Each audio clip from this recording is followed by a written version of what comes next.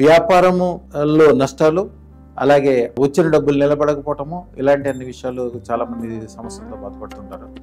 మన దగ్గరకు వచ్చిన తర్వాత మేము ఇచ్చే మార్గదర్శకాలు కానీ, దాని విషయాలు కానీ, అదృష్టత్రం పెట్టుకున్న తర్వాత ఇచ్చే మంత్రము కూడా కంప్లీట్ లక్ష్మికి సంబంధం. ఇంటి నిండా బంగారంగా అయిపోవాలి.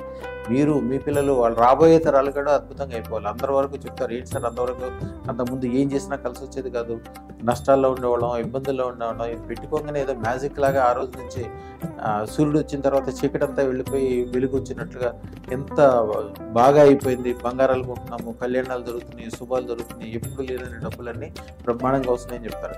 ఎవరికైనా డబ్బులు వచ్చేది ఎక్కడి నుంచి వస్తాయి? ఇది గురుస్థానం.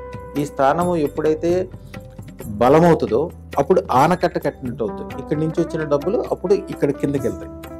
కిందకి వెళ్ళకుండా మన అరచేతి మధ్యలోకి వస్తాయి. అరచేతి మధ్యలోకి వచ్చిన ధనము మామూలుగా ఉండదు. భూమిలో వేసిన విత్తనాలు కనుక చెట్లుగా మొలుస్తాయి, మళ్ళీ కాయలు కాస్తాయి, మళ్ళీ గొప్పగా ఎట్లా అవుతుందో అట్లా గొప్ప గొప్ప విషయాలన్నీ దీని మధ్యన మామూలుగా జరిగిపోతూ ఉంటుంది. ఇది ఎప్పుడైతే అదృష్టత్వం లేదో, అదృష్టత్వం లేని వాళ్ళకి ఎప్పుడు కూడా వచ్చిన ధన సంపదలు పుట్టి మొత్తం దీంట్లోంచి కారిపోతూ ఉంటాయి అనమాట. అదృష్టత్వం పెట్టుకుంటే ఒక ఆనకట్ట కట్టిన తర్వాత నదిలో నీళ్లు ఇచ్చినట్టుగా చాలా ఎక్కువ సంపదలు పెరిగిపోతాయి. పెరిగిన సంపదలు మరిన్ని సంపదలు రావడానికి గాను అనుకూలం అయిపోతాయి.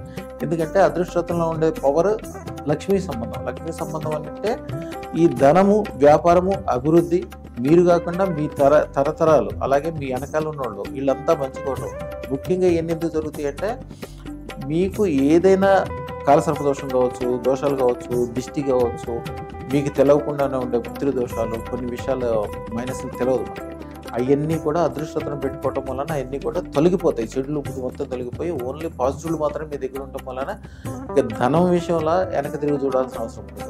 ఇక వ్యాపార వ్యవహారాల్లో ఎంత అభివృద్ధి ఉంటుందంటే, దాన్ని అసలు ఇంత అభివృద్ధి, ఇంత డబ్బులు ఇంత ఉన్నాయా?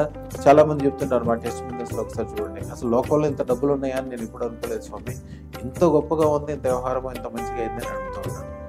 శుభం గారు అమ్మ, అప్పుడైతే 1000 రూపాయలు కూడా ఇబ్బంది పడ్డాయి.